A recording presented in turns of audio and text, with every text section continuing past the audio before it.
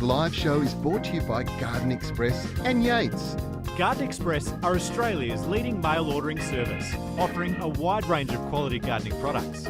Each week on the Garden Gurus Live, the team at Garden Express will share a weekly offer. So make sure after today's show, you jump online and visit their website. From indoor plant care to garden weed control products, Yates is the secret to a thriving garden. Later in the show, the team at Yates will share their top gardening tips and tricks for you to try this weekend. And for more advice to make your garden bloom, head to yates.com.au.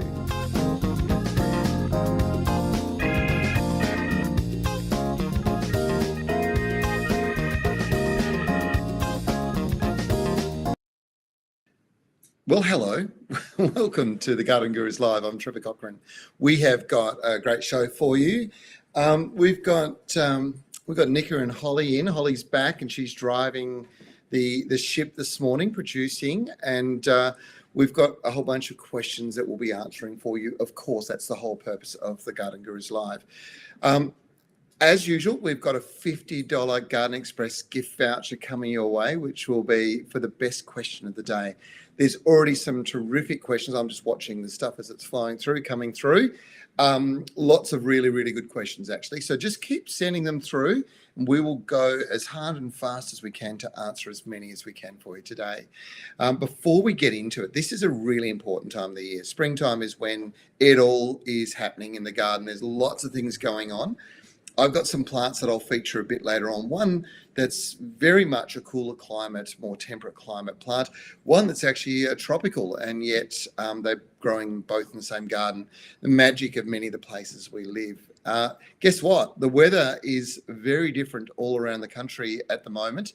And just working through Perth, there's a big rain belt just coming through at the moment. It rained overnight here. After a few warmish days, the nights have been really cold. And the effect that has is it slows down the maturity of some types of fruit. So the classic instance in that particular case is cherries in my garden. They're all at a certain size, but this cold weather will slow them down quite significantly. Things like this particular one here. How's that? Do you know what that is? I'll let you guess. Let's see what you come up with. Of course, this particular one is a tropical fruit, and it is just ripening, but the colder the conditions, the slower the ripening process. So it's really quite an interesting sort of time to go, and it depends on the weather you've got. For example, in Sydney today, it's 30 degrees. Things are going to be growing quite fast. The optimal growing conditions probably sit somewhere between 18 and about 28 degrees. That is that golden point where pretty much anything can grow in those conditions and grow at its optimal level, as long as it's got moisture. Melbourne at 20 degrees, you guys are getting this amazing protracted spring period, and this is great for planting, so fantastic. Brisbane, 32, possible storm. You are in the tropics, you're on that southern band, and you really are going to have high humidity and a lot more lot more of those conditions. In fact, people in Sydney are complaining to me about the humidity too, and that does create other problems. The higher you are, when you're out of Brisbane in the higher country, it's actually not so bad. The humidity will be down. You can grow things like roses, etc. No problems at all, because you're not going to have disease issues. But if you are in the tropics, and you are humid, there are some issues there, and we will see them come through. Tamara, you are right. That is a pawpaw that was picked fresh from one of my pawpaw trees this morning. I'll talk about it a bit later on. Continuing on our weather, Adelaide's 21, perfect conditions, I think. Hobart, 17, still a little on the cool side, and Darwin, well, this time of the year, 35's not so bad, because if you're in the north or Western Australia, I think Kununurra had something like 43 yesterday. That's really, really hot. Now, before we catch up with our good friend Angie from Yates, I thought we might play this video first, and then we'll have a chat with Angie immediately after. Maybe. Hi, I'm Angie from Yates, and we've been helping Australian gardeners achieve gardening success for more than 130 years. Here's 3 things that you can be doing in your garden this weekend.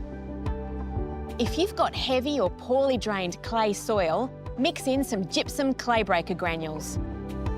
Monitor your citrus trees for stinky bronze orange bugs and control with OCP Ecopyrethrum Plus.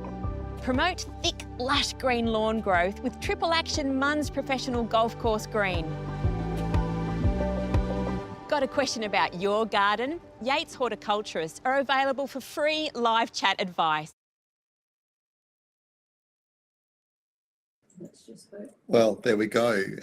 That's, of course, the beautiful Angie from Yates, who we're going to have join us right now. But the thing with some of those particular stories, Angie, and good morning to you. Good morning. She seems lovely, whoever she is. Yeah, she is lovely.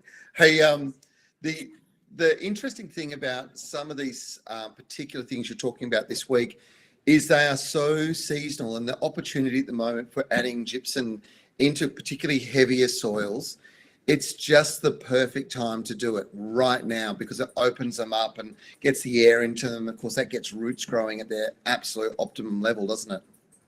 That's right. So think of, if you've got heavy clay soil, how hard it is to dig, whether it's when it's wet, it's sort of like digging through porridge, or whether when it's dry, it's like digging into concrete. And the plants find it just as hard for their roots to grow. So really good opportunity to do some maintenance in your soil. And it's really, gypsum can be part of your soil health program. So what gypsum does, it helps bind clay particles together and so they're more clumpy rather than a solid, hard mass. So gypsum is great for working into the soil, whether you're planting trees or shrubs, or whether you're preparing a veggie bed or a flower bed, whatever you've got going. Gypsum is really good. One of the added benefits of the new gypsum clay breaker granules in the Yates range is they're actually granules. Gypsum for many, many years has been available as a powder, and it's quite dusty and a bit hard to apply. So the granules make it so much easier, and it's also boosted with lime and zeolite and molasses. So it's got extra goodies in there as well.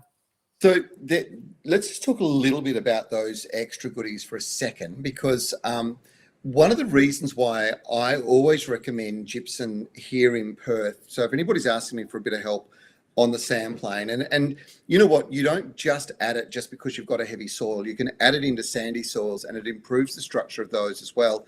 But the important thing is, you know, in free draining soils, what you tend to find is there's a lack of calcium, good quality calcium that the plant can take up. And that's when, you know, these diseases occur with things like tomatoes, blossom end rot, capsicums are equally as bad. Everybody's into chilies over here in the West at the moment. And of course, if you don't get some calcium into the soil, the right type of calcium, then it's absolutely problematic because you'll end up with this rot on the fruit. And when you're talking about soils that are more alkaline, one of the great things about gypsum is that it's pH neutral. So it doesn't matter whether you're sitting on the coast here where it's a very alkaline soil, or whether you're actually on the other side of the Swan River and soils are more acidic. This is going to be beneficial for both. It's great. Like, it's really good to have in the gardener's bag of tricks that they have to improve their soil.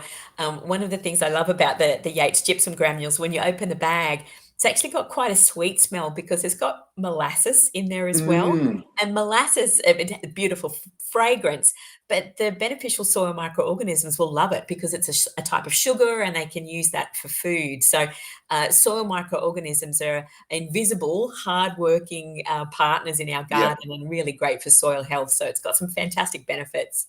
And back in the old days, molasses was used for several different reasons. One was it did boost soil microbial activity, but it was also a wonderful treatment for some of the pests of soils, particularly root rot nematodes. So they really don't like, that knotty nematode does not like the molasses.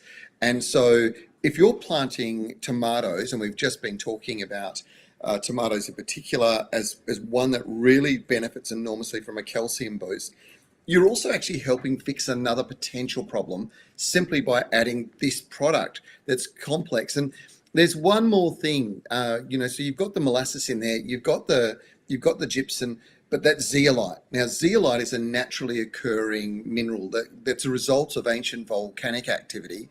And if you're to look at it under the microscope, it's incredibly light. And the reason is it's basically just full of holes. And this creates the perfect environment for those microbes to actually sort of, really build up their populations, doesn't it? It does. So zeolite's quite complex structure, Mm. and it's really good, yes, for soil microorganisms and gives them places to live, but also enables soil to hold more moisture and nutrients. And particularly with heavy soils, can improve the structure. And if you've got a sandy or light soil, it enables it to hold more moisture and nutrients. So whatever soil type you have, it's the gypsum clay breaker granules are really good to add, because all this stuff is hidden underneath the soil, and often we forget how important soil health is to the health of our garden. So Yeah, it's actually it's the whole foundation. If we don't get the soil right, everything else is going to be disappointing. So there's never been a product like this before. I've never seen a product that uses zeolite, that uses gypsum, and of course molasses in there to stimulate that microbial activity. There's never ever been anything like that before. You would have had to have mixed it yourself, and you'd certainly never have got it in a granulated formulation. So applying this over the soil first, digging it into the top 100 mil or so of the soil is going to make a massive difference to the response that your tomatoes will give you, right? that's right. And you'll have a little cheer squad of soil microorganisms as well. Very, very faint, but they'll be there. They'll be loving what you're doing for the soil. And then one of the great things about microorganisms, and it's similar to what we have going on in our bodies as well, the greater the population of beneficial microorganisms, they help to keep the populations of bad microorganisms down, like disease-causing fungi Yep. and bacteria. So the more we can look after our soil microorganisms, the better your garden will be. It is so true, and this is something that we all need to be striving for, as I said right from the very beginning. So this is the Yates Gypsum Clay Breaker Granules. You've got to keep your eye out for it. This will obviously go to air on Channel 9 as part of the Garden Gurus on the weekend. But for those people that want to get in early, that want to get planting on Saturday, head out, and you'll get that from your local Bunnings store, I'd imagine. Yep, that's right. Yep. Yeah, terrific. Now, just on problems, one of the problems that comes through, in fact, just Sharon Marie just asked, is that product safe with dogs? That's perfectly safe with dogs, right? Not an issue at all. No, that's right. And the granules, as soon as you've either incorporated them into the soil, or if you apply them over the lawn, you water them in and they start to break down straight away. So the dogs aren't going to be able to pick up any of those granules. Good point, and great question. Thanks, Sharon. Citrus trees at the moment, went out this morning. I've got crusader bugs on my citrus trees. I don't have the orange bronze bug or the bronze orange bug yet, but I know that will actually be just behind them. They're always it's this time of the year. Now, both of these my kids call stink bugs, because inevitably if they land on the ground and they squish them, there's a very strong smell. But are they both bad for citrus? What are they doing? So bronze orange bugs in particular, they're sap-sucking bugs, and they're not the traditional sap-sucking insect like we normally think of scale and aphids and mealybugs. But what the bronze orange bug do, and in all their different stages of life, whether little green or we call them bob, so bronze orange bug. So baby bob is green, teenage bob is bright orange, and that's where we often see him because he's bright orange and very in face. And then adult bob is as big and brown. Sap sucking, they love the soft new growth on citrus trees, and often you'll go out and the new little foliage is all wilted and dying, and they do that on fruit stalks as well, and they'll kill off your developing fruit. So what I do with my citrus trees is I go out once a week and I use the Eco Pyrethrum Plus and put the spray on a spray setting where it's a very fine stream, and I go around like James Bond and get them one way, and I walk around the tree the other way, because they hide from you. They know that you're coming, and they really want to point their backside at you and squirt some really foul, nasty stuff at you. So you've got to be on your James Bond guard. Right, there you go. I just want you to do, you mentioned that Alan Seal once worked for Yates, right? I want you to do your Alan Seal impression and tell me what these bugs do again. They're sap-sucking insects, these bronze orange bugs. That's a beautiful impersonation. Well done. Alan will be proud of that one himself, I reckon. Now, the treatment for these bugs is obviously to try and knock them off where you can, but that Eco Pyrethrum Plus really does actually help control, and particularly in the smaller stage, in the younger juvenile stage. I find it also really handy when the bronze orange bugs are taller than what I can reach. If I've got gloves and eye protection on and long sleeves, if you can Yep, pick them off, fantastic. And particularly when the weather is warm, you'll often find them congregating on the trunk, and a little bit of protection in the trunk. But yep, sometimes, like, I'm only 5'1", I'm not very tall, so even with an outstretched arm, I find it hard to reach the bulbs up in the tall trees. So I yep. put it on the spray, on the stream setting, and I can reach them that way. So whatever way you're controlling your bronze orange bugs, get onto them because they do some terrible damage and they stink. They're not You, nice. I've got a garden gnome that's 4'9", back in my garden. I mean, that's 5'1", Angie, you gave it all away. I'm not very tall, but that's okay. You'd be very happy to know that Holly went, so am I, just in the background. So that's Great all things in right. little packages. There we go. That's it. Well, some of them are louder than others, though. Anyway, we'll talk about that one later. Just talking on things that you should be doing in the garden. You do mention Munn's Professional Lawn Golf Course Green. Munn's is the professional lawn company. It's originally a South Australian family company specialised in lawn seed and lawn fertilisers, predominantly for the professional industry. But it's now available widely across Australia to consumers, right? It is. So Munn's Professional, really fantastic, high quality ingredients, professional technology that is now available to home lawn lovers. And there's nothing like a lovely green lawn. And if you use something like the Munn's Professional Golf Course Green now, that greening will last for 8 to 12 weeks. So you can tick one of the things off your Christmas garden to-do list, apply it now, and you'll still be green when Auntie Beryl comes over for Christmas lunch. So Awesome. get onto your lawn feeding, and a beautiful green lawn just sets off the house and the surrounding garden. Also, what it does, it encourages nice thick growth, Yep. and that helps to crowd out weeds. And if you've got kids playing on the back lawn or the dog, that will really help to make it hard wearing and tough, and help to crowd out those weeds. So get feeding, and a beautiful green lawn will be yours. It is the time of the year. This is when things are growing, and I suppose that's why we talk about the weather, but things are growing at their absolute optimal levels at present. So supporting that growth is vitally important. And with lawns, wherever the winter weeds have died off, if you've got out and done your weed and feed job, you'll now see that there are patches. Now's the time to get those patches covered, because it really does make a big difference. And as you said, as you move into entertaining season, you want that lawn to be thick, lush and green. You want to be the envy of the street, don't you? That's right. We often don't say that out loud, but it is quite nice when you do have the greenest lawn in the street, and Mm. to walk on a beautiful, weed-free, lush, thick, healthy lawn in bare feet. It's divine. And if you can use that as an outdoor entertaining space, more the better. Or we're getting our cricket sets out, and the kids will be on school holidays, so it's a lovely Yeah. place to spend time with the family out on the lawn as well. I think the Christmas Day cricket match on a dry lawn isn't quite the same as a lush green lawn. So, yeah, I think that's a pretty important thing. Angie, fantastic advice as usual. You are back with us again next Friday. We've obviously got the Garden Gurus this Saturday. This is the advice that people are going to get. So it's absolutely fantastic. Is there anything else that's come up this week that you'd like to mention before we head off to answer some questions?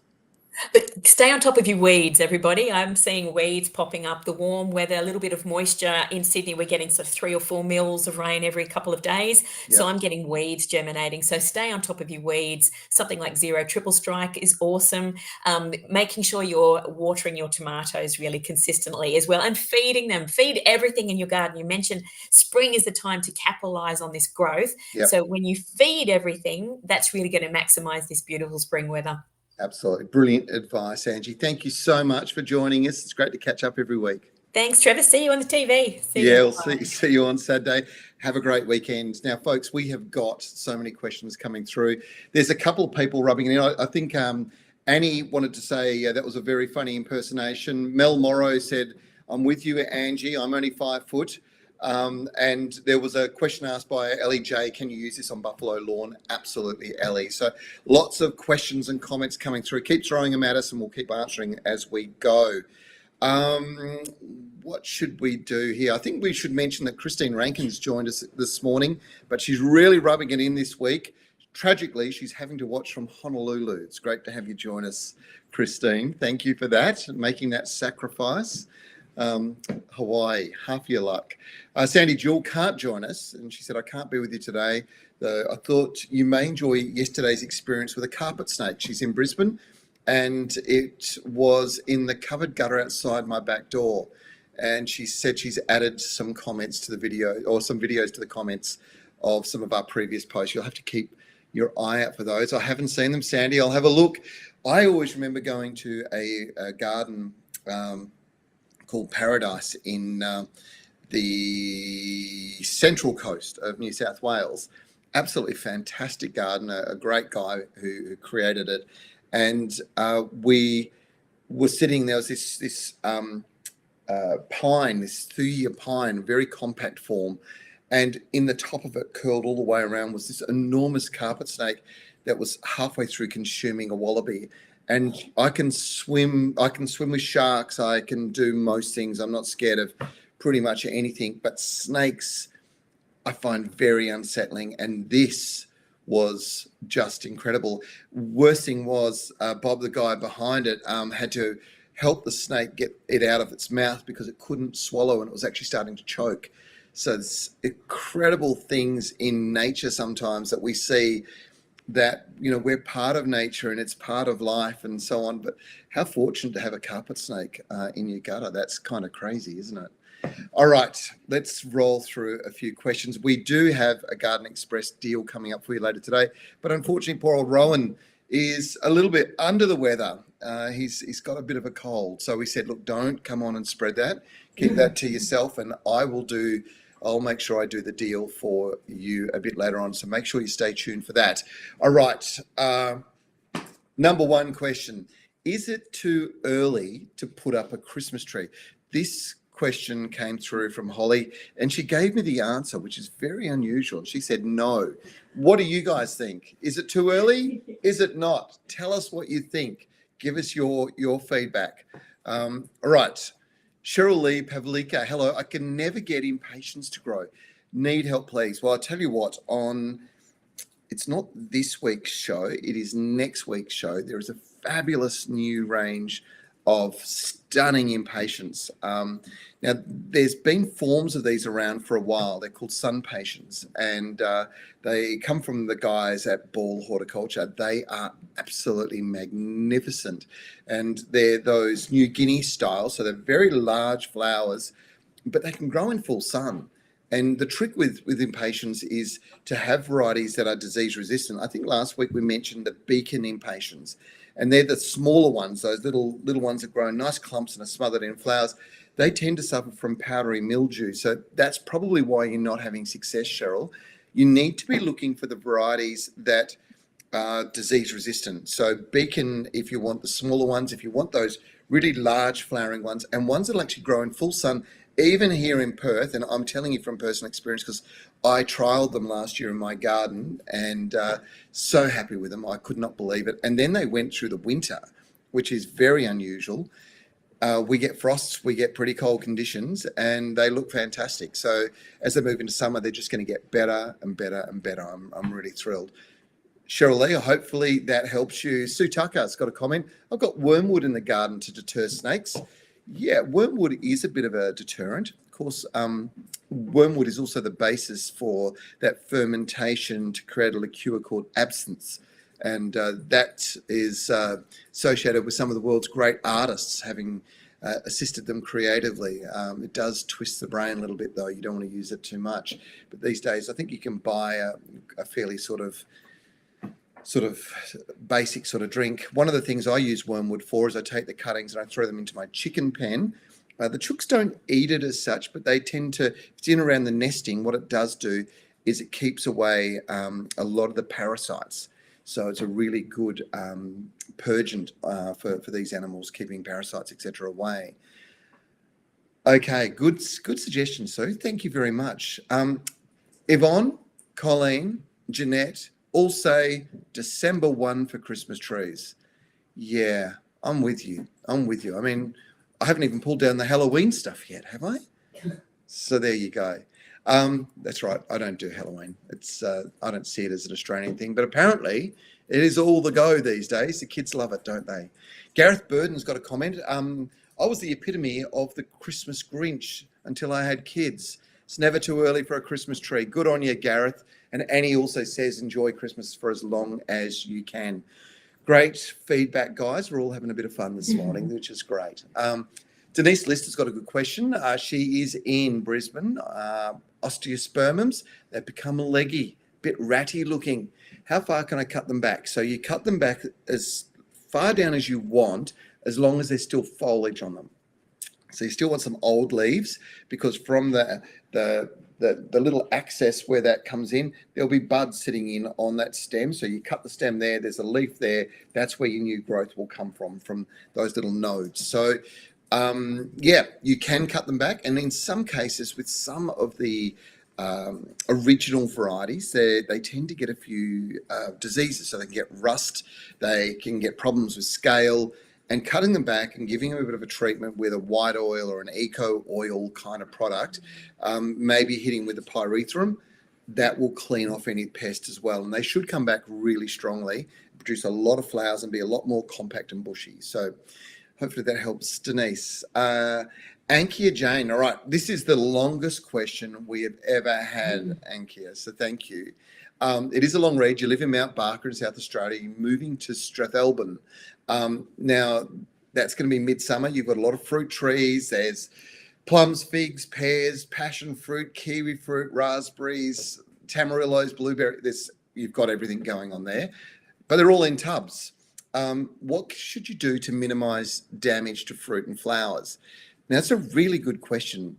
It's highly likely that the trees are going to shock as they get moved. And the best thing you can do before you move them, about a week or two before, is give them a really good drench, each pot, with sea salt. Now, sea salt's known as an anti-stress product. It's full of plant hormones.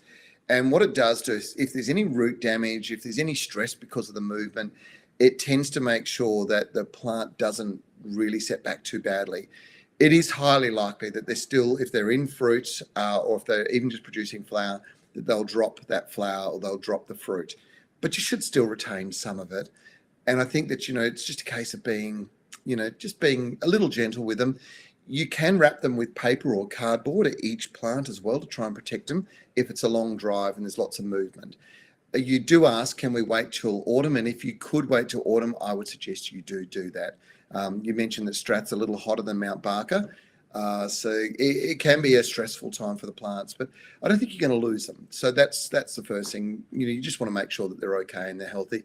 Sea salt is amazing for that. So I think you could do that. And, Elsha Carswell also asked this question, and I should say to you all, please tell me where you're from. It does make a big difference. But she mentioned she's got a dying grapevine.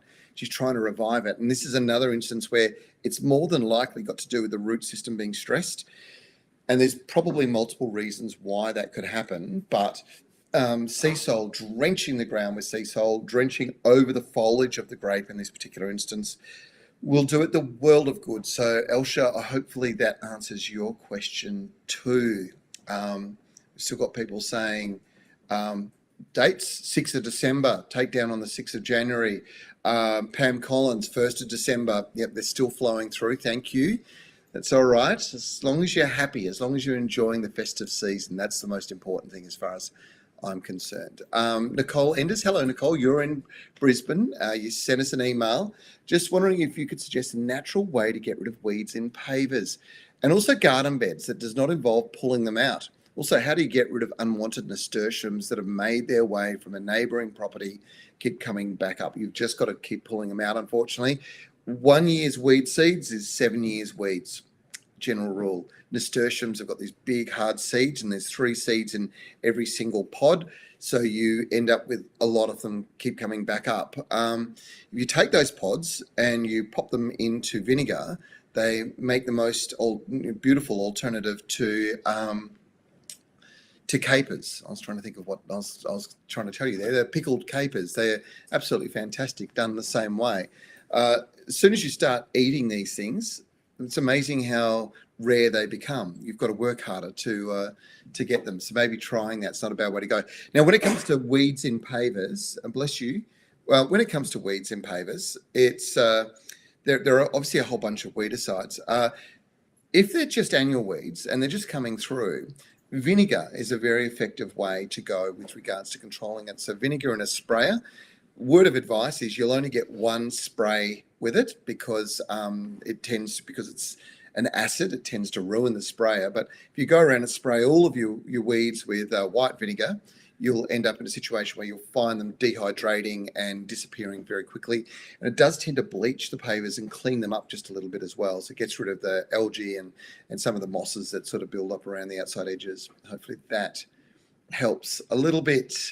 And somebody says nasturtiums are the poor man's caper, and that's okay. That's okay. If you want to try them, they're an interesting addition to any kind of dish. And of course, the leaves are peppery, the flowers are sweet, and using the flowers in salads and the leaves in salads is also another way to use them. And as I said to you, when you start eating them, it's amazing how rare they become. Maxine Shepherd, Arkansas, USA, you're one of our international viewers. Thanks, Maxine, for joining us. I would like some information on how to grow dianthus in clay soil. So dianthus love free draining soils. They don't like drying out, but they don't like being sodden. So the best thing to do is, if you're in a clay soil, is to plant them into mounds. So mound up the soil with some good compost and plant into the top of the mound. That's the best way to go, unless of course you can grow them in pots, and then you're going to get great results. But mounding, what it does is it keeps them out of the clay. It stops their roots from becoming saturated. And one of the things with dianthus is diseases of the roots and diseases of the foliage. So by doing this, you avoid it. And of course, that applies to probably most of the plants that are very strong flowerers, like dianthus. There you go. All the way from Arkansas in the USA. Thanks very much for joining us. Okay, I kind of need you to scroll down just a little, up. There we go. Sorry, nasturtium leaves. This is Colleen Pollard. Nasturtium leaves are edible too. Pop them into salad. Yes, good addition. They have a lovely peppery flavour. And, you know, if you love some of those plants with the peppery foliage, they are a great alternative if you don't have, some of those things in season at the moment. Sally Pittard has sent us, oh, this is not looking good, Sally. Hello, team. I've got a peace lily. Have a look at this photo. There we go.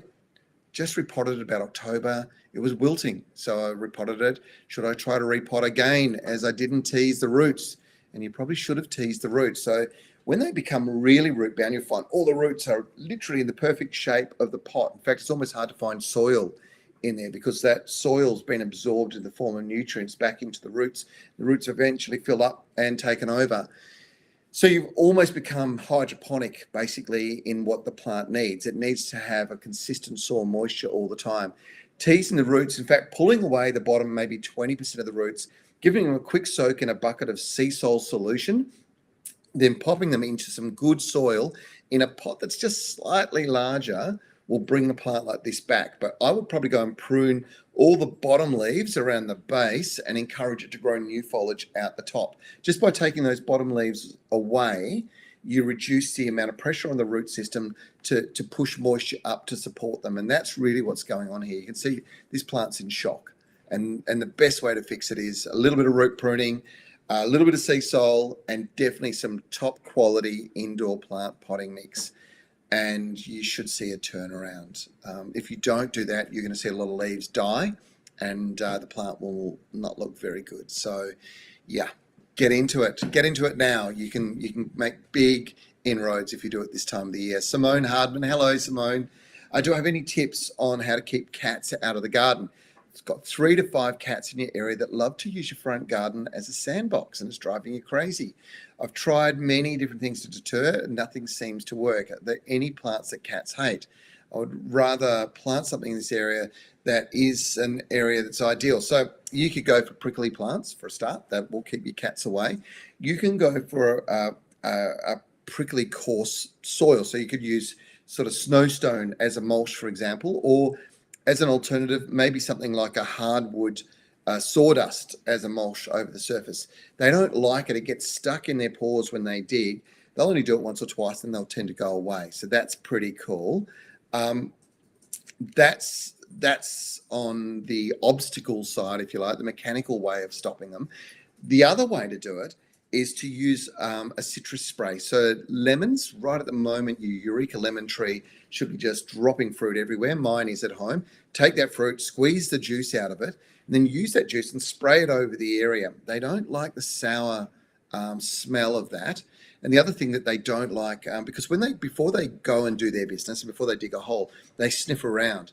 So white pepper in dry conditions, if you've got some dry spots in the garden, put white pepper down, and that will scare them, or not scare them away, but it irritates their nose, and they tend not to do their business there anymore. There's a few different cures there, and that sort of applies to things like possums as well when it comes to pepper, chili, anything that's a bit of an irritant. They will not hang out there, and as a consequence, you won't have to deal with the activity that they undertake. I think what we might do is get into this Garden Express offer, and I'm so annoyed with myself because I didn't order these with Rowan before, and I should have done it because I know immediately after this story goes to air, you're going to jump online and place your order, and I'm still going to be answering your questions. Have a look at this. This is one of the most beautiful hydrangeas ever.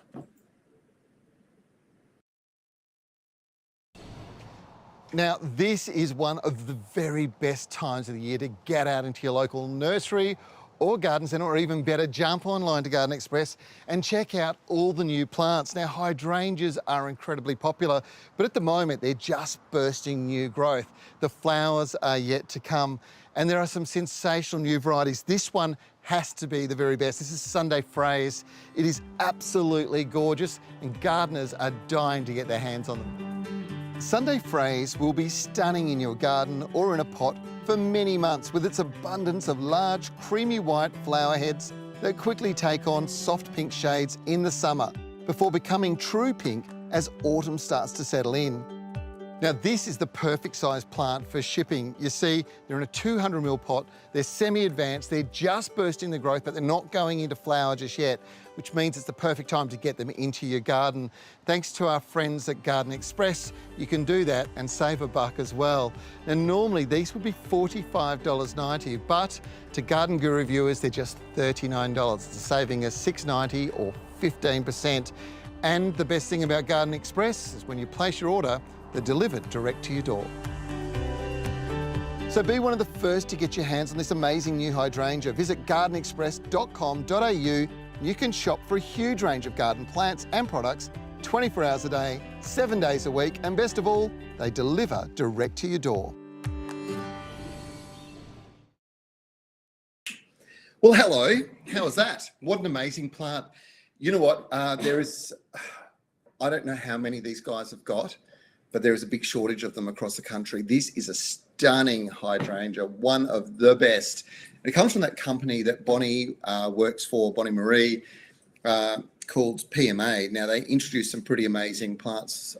There's a lot of different ones, but this particular one is just beautiful. It's absolutely gorgeous. And I think that image, those images that we're showing there, they all came from the Melbourne International Flower and Garden Show. But my goodness, I have been trying desperately to get 20 for my garden. And you can see the ones that I've got there at Garden Express. They are just amazing. So get them while you can, because they will not last, but it is a ripper of a plant and one of the best that I've seen. Speaking of rippers of plants, okay, we did talk about this before. How big's that, right? That is a pawpaw. And I wanted to show it to you for a couple of reasons. One is that I just can't help but brag, because this is a tropical plant growing in the Perth Hills, 300 metres above sea level, where they really struggle. So it's been, I've probably tried, the best part of 10 times over the last 10 years.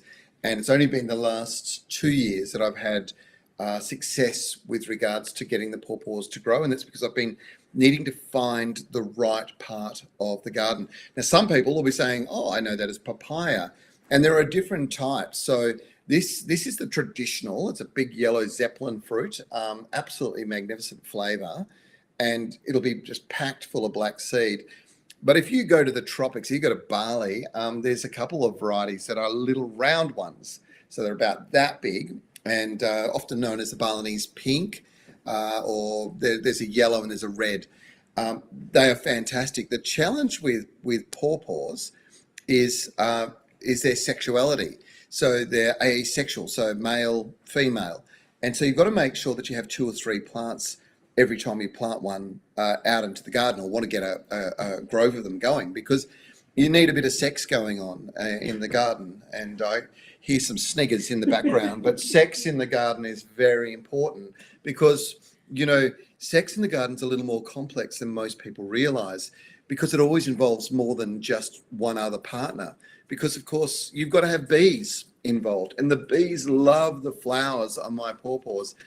So they're moving around, they're doing their thing, they're helping everybody have a good time, and we end up with the most amazing fruit. And I can't believe that I was getting all that sniggering in the background. That's honestly, we're all grown up, aren't we? We can all talk about sex in the garden. Now, take a look at this. Now, this was a plant that was discovered by a German botanist by the name of, I'm pretty sure it's Eingang Fuchsia.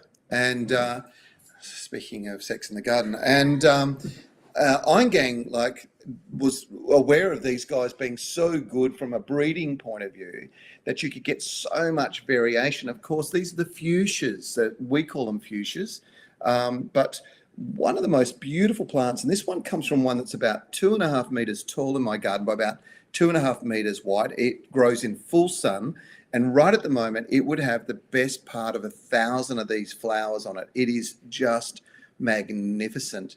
And if you're wondering what you can do with the flowers, I have this in my edible garden. I have it in my edible garden for a reason, that we take these flowers, pop them into ice cubes, or ice trays, cube trays, fill it up with water and freeze them, and they make the most beautiful addition to drinks during the summer months, particularly if you're doing cocktails and things like that with friends. It's very fancy, but they're just so beautiful. Look at those flowers. Absolutely gorgeous. And of course they hang down like that. Now, growing them, we talked about pawpaws or papaya, tropical plants, true tropical plants. They really do prefer the tropics. They do not like cold conditions at all. And then the fuchsia is actually the other way around. It doesn't like the extremes of full sun. So when mine is like in the peak of summer, so the worst time is probably end of February through to maybe the 3rd week of March. It really suffers at that moment in time. It's sick of summer, does not like the extreme. But during sort of that golden period of August through to December, this is just spectacular. It is just the most beautiful shrub. And of course, you can have them. There's all different forms. They're great in hanging baskets. They're fabulous in pots. And of course, they do grow in the ground. And one way that you'll often see them in places like Ireland, as an example, they'll use them as hedges. So that literally they grow so easily from cutting. So just grow a huge hedge of them down the side. And then, of course, let them prune them most of the year. But when you get into that sort of latter part of winter, don't prune them anymore. Let the foliage come out a little bit more. The flowers will all cascade, and then you'll just have a sea of colour. So fuchsias, they're a bit of an old-fashioned plant. I think they're going to make a big comeback as we get a little more creative with how we use them. So my plants of the week, hopefully you liked that, and I'm very sorry if I've offended anybody with sex talk. Okay, Sue Tucker, hello. How does a hydrangea cope with cold weather like where I am in the ACT? This is a plant that loves cold weather. So in actual fact, the colder the conditions, the better that hydrangea is going to perform. As a general comment, it really does do very well. Jeanette Fenton, hello Jeanette. I will never be able to look at fuchsias the same way again after that comment. I'm terribly sorry, Jeanette, but I can see lots of smiles and laughter going on there. Yes, and let's keep it all tongue-in-cheek and we'll be fine. Jeannie Napier, hello, Jeannie. Jeannie is over here in WA, and she sent us a photo. This is great. This is our miniature lemon tree in a pot. It's been there for about 4 years, starting to fruit for the first time. The fruit is not producing very well. Can you help me? You can see the fruit's actually aborting. And it's a very unusual thing. What I find interesting there is it looks like you've got a lot of calcium in your water there. So you can see the white stuff on the foliage, unless you are treating it with something like sulfur or something of that sort. But I can kind of see the similar sort of residue all the way down. Now, this shouldn't be a problem for citrus.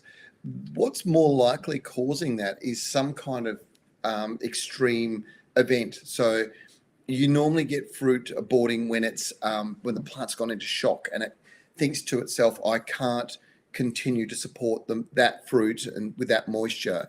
And that's when you really start to end up with some pretty serious problems. So I'm not 100% sure, Jenny. What I would recommend you do is get yourself some sea salt around the base of the tree. And this is on the drip line. So, it's on the outside edge of the canopy where water drips down. That is where the most active feeder roots are.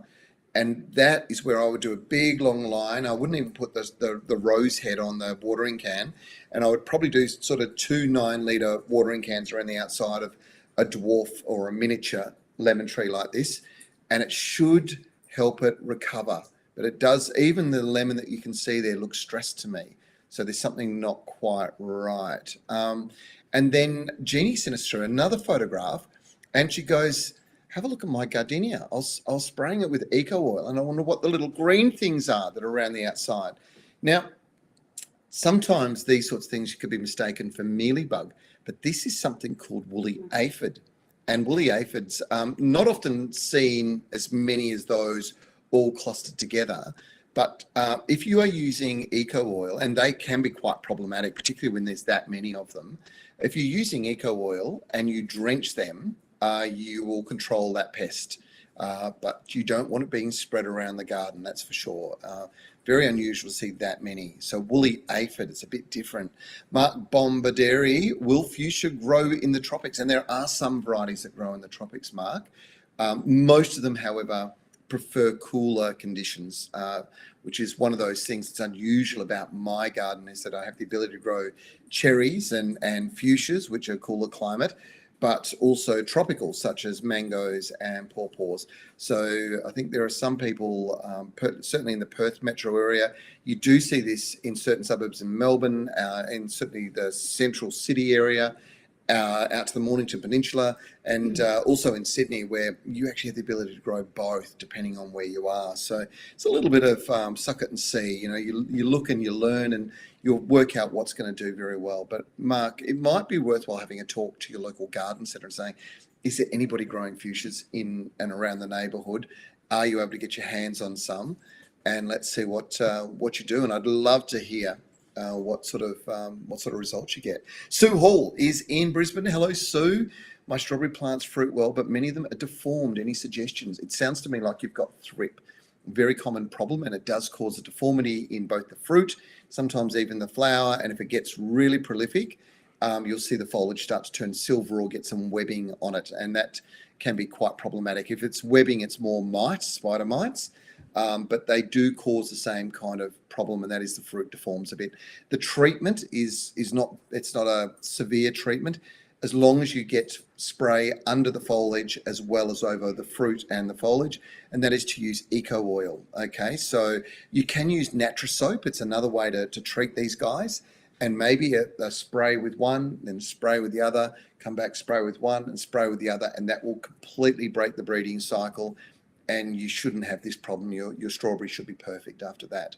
Sharon Marie, hello, good morning. I have a question about my mango trees. They were looking so healthy with all the flowers ready for fruit. There are some coming out, but my tree's looking very sad. We don't have many bees around. Okay, that's an interesting thing.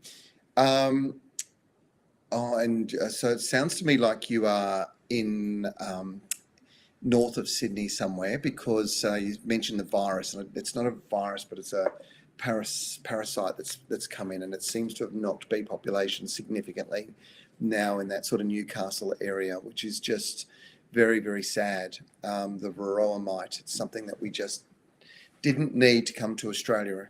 It's another pest that we're going to have to deal with, and it's bad news for bees. With mango trees, it's not really a bee pollination issue. I suspect that what you should be doing is sending us a photo to confirm, but I suspect that it's more likely you've got anthracnose, which can be quite a problem with mangoes. There are other diseases, root-based diseases like Phytophthora, and they can cause the tree to kind of get all wilty and not look very happy. So send us a photo, Sharon Marie. Tell me where you're from as well. Does make a big difference, because at the moment all I'm doing is guessing. Bridget Coyne, hello, you're in central Victoria. Let's have a look. I've got a fig tree to plant. You've got clay soil. How should I be preparing for planting? What should I do? Do I need fertilizer, mulch? What do I do? All right, well, for a start, when you're planting your fig trees have quite a vigorous root system. They won't mind the heavier soil. That's the first thing, so don't worry about that too much. But when you first put it in, dig as big a hole as you can, put a lot of free draining. You could almost use a potting mix or certainly a planting mix in a bag. Fill it up with that and plant your fig tree into that. Those tree planting tablets, Trevor do some. You can buy them in little buckets, I think they come in. And 2 of those at the bottom of the hole, just to encourage quick root growth and keep the water up to them during the warm weather. And they will settle in very, very quickly. Now, I'm getting there's only 5 minutes to go, Trev. We've got lots of questions. We've got lots of people online still asking questions. So I reckon we keep going. Yes, apparently there's 379,567,000 questions, according to Holly. She was never great with math, by the way, so I'm not sure there's that many, but anyway, it's okay. Kathy Mary, hello, Kathy. I've got a question about flowers. What flowers, height 50 centimetres to 200 centimetres, can be planted in Brisbane and flower all year? Oh my goodness, you don't ask for much, do you? Very few plants are going to flower all year round, but in Brisbane, if you were to get some of the more compact Fijian style, what we call kind of dwarf or miniature hibiscus, there's a whole bunch of those, and they're very prolific with their flowering. They're still going to have times when they've got lots and times when they've got less, but they can be fantastic, and they come in all different shapes, colours and sizes. But yeah, to 2 meters, it's pretty easy to sort of get those kinds of plants in there. Everything else is going to be seasonal. You're going to get flowers at certain times of the year. There's very few that are as prolific consistently throughout the year as something like those Fijian or Hawaiian hibiscus. Even they would be a great option. Some of the old-fashioned varieties like Surf Rider, that's got dinner plate-sized flowers, beautiful, big, bold, golden flowers. They don't flower all the time, but they will provide some pretty specky flowers and some amazing dark green foliage. So, Kathy Mary, I hope that helps you. Ellie J, hello, you're in Geelong. First-time viewer, thanks for joining us. Love Geelong, by the way. Big hello to all the family down there. Let's have a look at what your question is. My potted palm trees aren't surviving outside, and I was told cannot survive outside here at all. I do not know what your potted palm trees are, though. It depends what they are. Palms definitely do grow in Geelong, so it really gets down to the variety of palms you've got. And LEJ, what would really help me, and an enormous amount, would be if you could provide me with a photograph of the potted palm trees we're referring to, and I will be able to answer with a great degree of accuracy. So my gut feeling is that you've got something that's quite tropical, or something that's really more an indoor sort of variety, but it's all a big guess until you send me photos. And maybe what we should do is just run that clip, if we can, on how to actually pop a photo up online. Should we do that? Can we do that? Yes, we can. We're going to do it right now. Have you got a gardening question you'd like us to answer and you need to send us a photo? Well, simply head to our Facebook page and click on message. Type out your question and click the camera icon to take a photo in the app.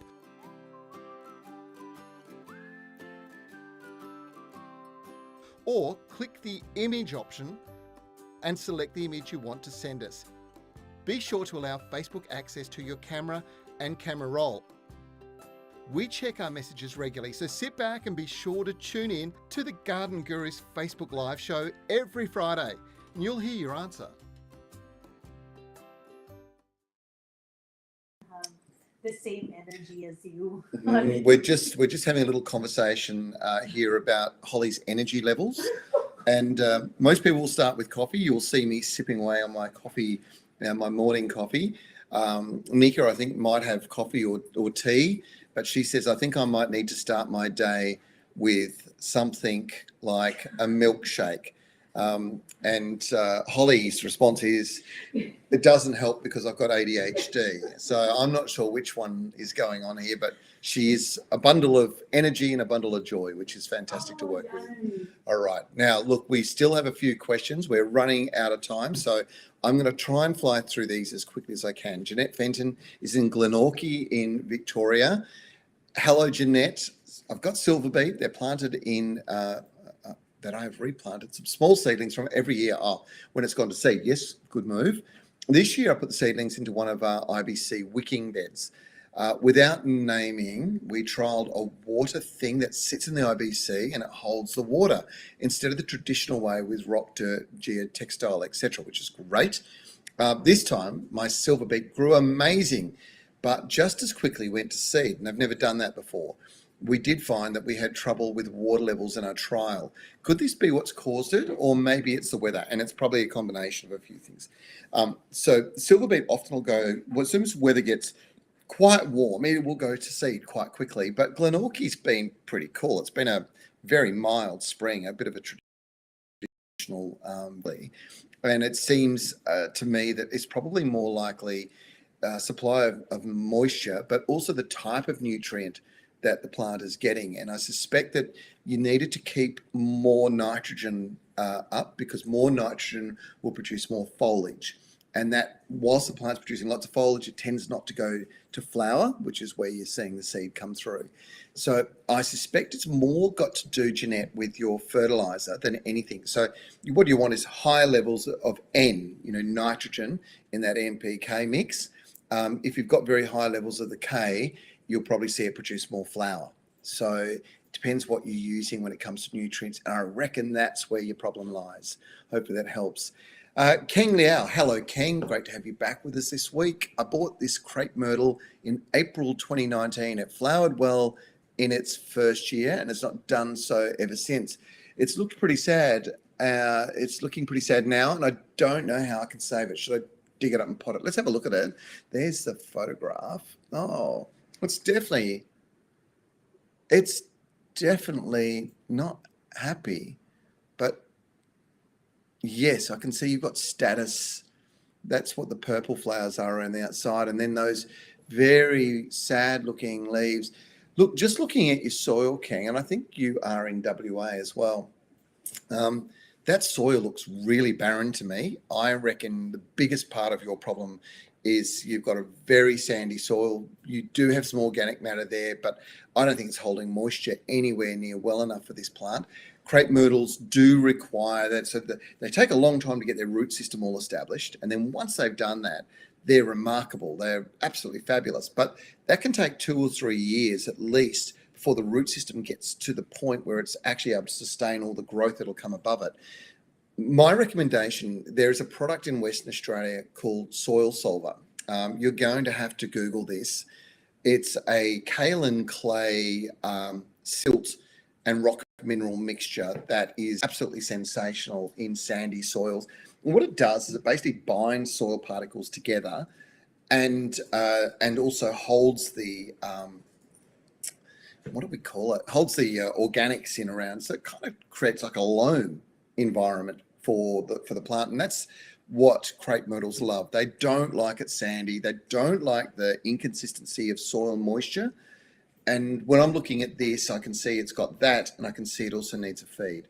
So I'd be recommending Soil Solver, Kang. Dig it in around the outside of the surface, probably the top 100 millimeters or so. Comes as a powdered sort of material. You dig it in, then you water it, and it'll kind of just changes the soil. It just changes the whole structure of the soil. And I would be getting some Troforte in there. Maybe even give it a hit with some sea salt. So remember, sea salt's not a fertilizer. It is a plant hormone, basically a liquid hormone mixture of amino acids and all sorts of beneficial things for plant root growth. And I reckon it'll come back. I reckon it'll come back really, really good if you do those 3 things. Hopefully that helps. All right, I wanted to show you the front entrance of the Garden Gurus. I did post it on the Facebook page yesterday. How beautiful is that? That's our entrance. It is. We've just added some beautiful poinsettias. It is Christmas time, but take a look at that. Isn't it gorgeous? And with the Phalaenopsis orchids, that's the moth orchids that are around the outside, all in a massive flower. Now they're in year 2, so that's their second year, and each plant is now producing at least 1 to 2 flower stalks. In year 3, it'll be 3 stalks. Those flowers last for 2 months to 3 months on the wall. They are just absolutely incredible. But isn't that just beautiful? And you can see the love heart there, bit of a romantic in the way we've designed that one. And yeah, great job. But isn't it just gorgeous? And that's what people get when they come to visit us. They'll arrive at the front door, they walk in, they see that, and then they come upstairs, and the world is just a better place when you've got beauty around like that, isn't it? So I wanted to share that with you. All right, I'm going to fly through these last few questions, and then we're going to pack up for the day because I actually have to go to work. Con Camillo in Wanneroo. Hello, Con. Good morning. Is there a treatment for gall wasp? Okay, there's not really a successful treatment. There are some traps you can use, and what you've got to do is you've got to go through and cut the old gall wasp damage out. So you're going to have to prune that out, and then you can get some of these traps. Now, you'll find them at your local garden centre or hardware store, and it's the combination, really, of the two that's going to work. Helen Morrison's asking exactly the same question, and this is the time of the year when you'll see them. Jeannie Napier's asking, how do you get the orchids to reflower? Interestingly enough, the trick with them is to cool the conditions down. So they have to have some cooler conditions. I think it's sort of somewhere between that 10 and 14 degrees range for a period of time. And the way we can do it in that environment is to turn the air conditioner on. So we can just turn that on and leave it running during the daytime when we're here, and it just cools everything down. So the potential is to stimulate flowering more than once a year if we manipulate the conditions, which is what professional growers often do. But to be honest, I didn't do that. We didn't really do that. They just are in the right spot. They're super happy. And that flowering, that is the second year. So the first year they were planted with flower on them, or flower buds, and then they sort of established. This is the second year. So they're a year down the line. This is the reflowering, and they've done it all by themselves without needing anything really. So they're just gorgeous. They are absolutely beautiful. And there are so many people walking past going, that's not real, they must be fake. And that is 100% real. So it's super cool. King also mentioned, do I need to apply mulch?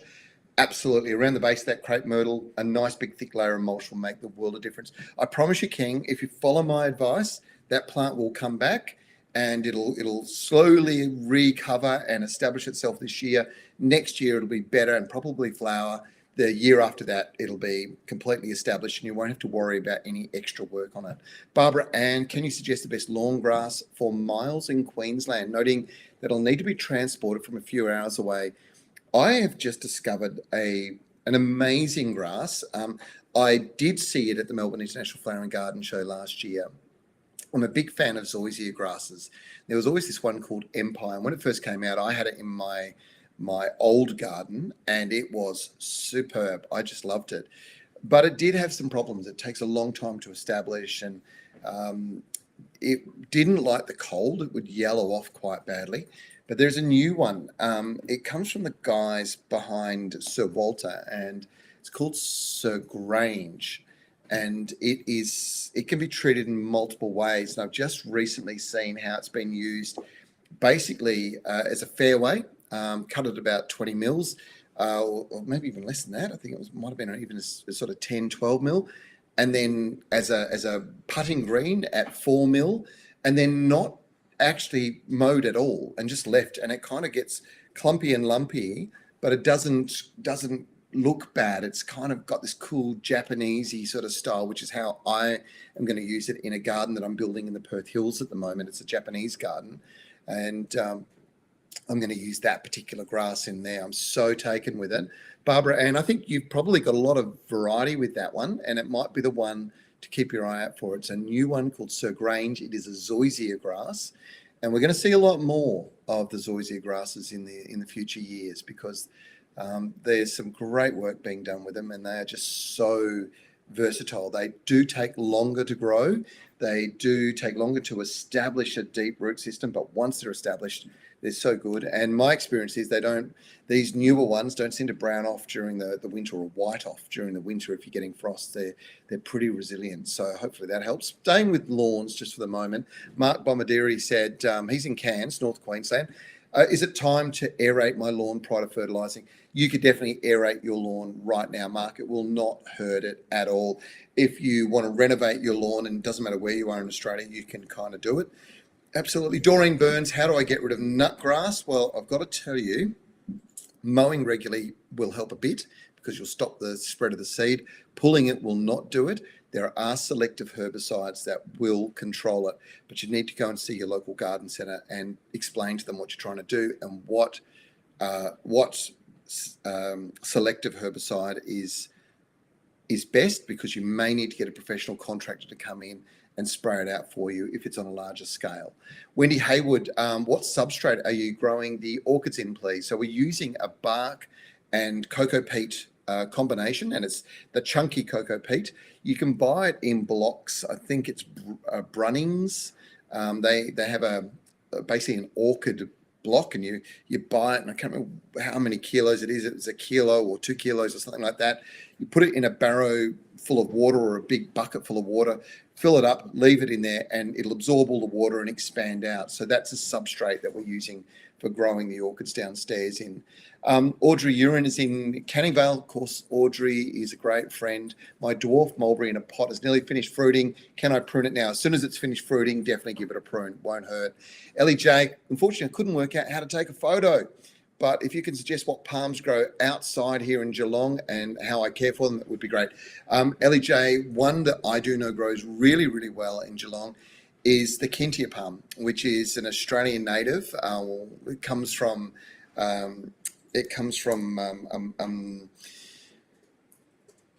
not Norfolk, sorry. It grows on Norfolk Island. It'll come to me. I've got a block on the island, sorry. But it is an Australian, and it grows really well in the Geelong area. It's a beautiful palm, can be used indoors, can be used outdoors. That's probably one of my favourites. You should do pretty well. Lisa Roden, I've got 6 dwarf broom plants in self-watering pots in a full west sun, all in a row. I've lost 1, 2 look scraggly, and 3 are blooming beautifully. What am I doing wrong, please? So self-watering pots, so if it's a broom, so the broom is there's different forms, and they used to all be known as genistas. They're not all now the same family, so it could vary, but they all do have very similar growing conditions, and they generally love having wet feet. They tend to grow in sort of more consistently moist, acidic soils. If they're drying out, you'll see them start to look scraggly. They won't be happy. If the moisture levels are right, they'll bloom beautifully right now. So I reckon it's moisture, and it might mean if they've been for a while and they've suddenly started to go off, it might mean that the root systems fill the pot and it's time to actually look at new pots. I would suggest you ease it out of the pot and have a quick look at those roots. That's going to be the thing. Julianne, when is the best time to fertilise fruit trees in Perth? I've heard conflicting information that fertilising now in spring can cause a tree to drop new fruit and growth. And the answer is no, that's not quite true, Julianne. So most of the citrus varieties, not all, but most will have just finished fruiting, and feeding immediately after they've finished fruiting, just as they're coming into flower, is a very good thing. Controlled release plant foods are far better for citrus than those fast instant acting fertilizers that we used to use. And if you were using those and you're applying now and you weren't watering them in properly, that could shock the tree, which would cause it to drop its fruit, brand new little tiny fruit as it's setting. So I think that's probably the old-fashioned advice that was once given, which is why there's that risk attached to it. But I think, controlled release fertilizers, that Treforte or Osmocote for citrus is the best way you can possibly go. Applying now is perfect. And generally they're 3 to 4 month fertilizers as well. So, every quarter applying them on a regular basis. Citrus are what we use, for a better word, gross feeders. They use a lot of energy producing all that fruit. You think about the kilos and kilos. I've got some dwarf lime and lemon. producing about 40 kilos of fruit per dwarf tree, which is only 1.5 meters by 1.5 meters wide. Think of the energy that's being used, the goodness that's being taken out of the ground to produce all that fruit. Remembering, you pick it, you take it away. So if you're not replacing that, not replenishing those nutrients, you'll see your trees start to turn yellow, and the crops, the fruit will get smaller and the crops will get smaller until such a time as the tree will actually look really sick. So feeding regularly, particularly after it's fruited, and then every quarter, will not hurt them at all. All right, we have to wrap, unfortunately. It's 10:14, and we still have so many questions. Jeff and Rita Mapstone, hello, and thank you for your question. Kerry Rogers, Annie, Mark, Jeanette, Sue, Chrissy, Vinette, Wendy, Darren, Jenny, John, Jess, and Denise. All your questions are coming in, but they've already been registered now. So they will be our very first questions next week when we return for another session of the Garden Gurus Live. Now, if you've got a question, particularly if you've got to send some photos, send them to holly@guruproductions.tv. And Holly's going to pop that up on the page as well, so you'll get to see that. But send her your questions and she will make sure that we start with those next week. It's been an awesome week. There's still lots of questions coming through. There's lots of you have been viewing this, and thank you for that. Remember, please share this with your friends. It really helps us. It's a very important thing to share it. It helps us. We're very close to 100,000 Facebook friends. I think we've got like 1,000 left to go. And if you were all to share it today with your 100, 200 friends, we would be in a situation where we'd have that 100,000 and we can all have a big celebration. When we cross the 100,000, I promise you we'll do a 2-hour session. Annie is rubbing it in because she's already got her hydrangeas ordered from GE. I'm going to get mine in a moment, Annie. So hopefully you guys have all got in early because I'm going to order 20. I love that plant. It is just beautiful. Okay, thank you. Remember, hit the like button. Thanks so much, everybody. We have the Garden Gurus tomorrow on Channel 9. It is on right across the country at 4:30 p.m. I think it's on 9 Life in Sydney, Melbourne and Brisbane, possibly Adelaide as well, and on the main channel in Perth. Now, you just need to check your local guides. It's really important. The reason this happens is that there's sporting events, and unfortunately us gardeners, we do run second to the rugby, which is hard to believe, but it's just how it kind of works in the world of television. If you want to know any more information about gardening, our garden website is an incredible resource. It's got links, it's got videos. We've just passed, I think it's the 80 million fact sheet downloads since we launched that website. It's kind of crazy numbers, but it's because it's such a good resource.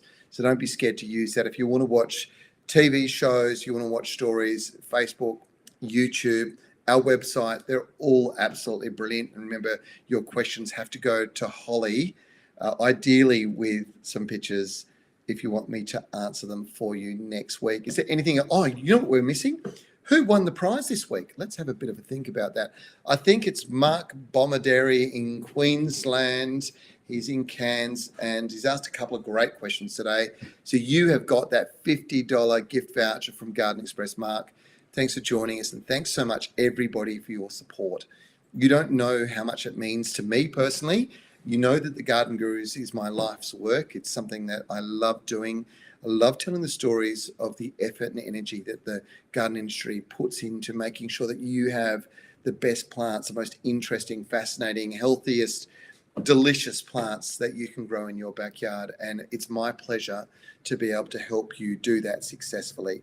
So thank you. Thanks to Garden Express and to Yates for supporting us. We'll look forward to seeing you next week for the Garden Gurus Live. Bye-bye.